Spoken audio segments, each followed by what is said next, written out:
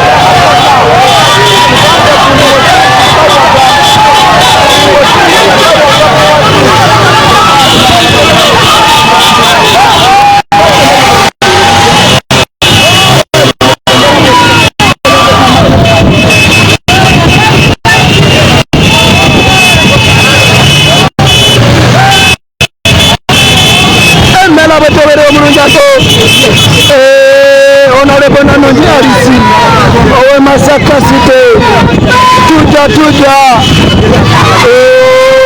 katongole mumuranza na kulabye mporo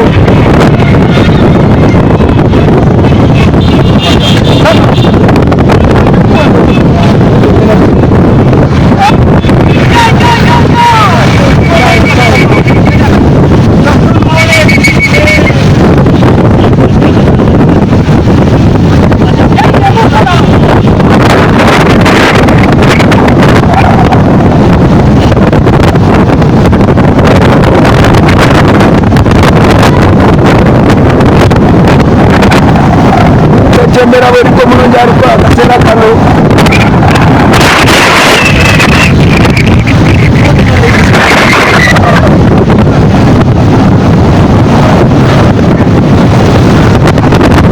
tembera bari ko mulungi ariko akasera kano tubira Facebook YouTube wetu kona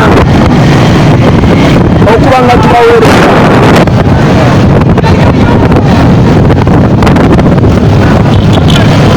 webale mulungi amamejeri kamera erikirira webale kusima emera botoboli tujja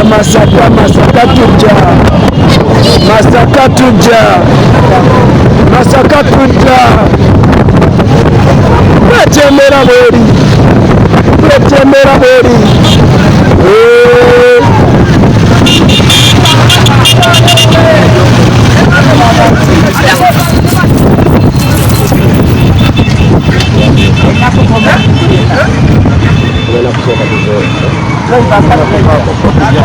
Okay, habari kwa familia hizi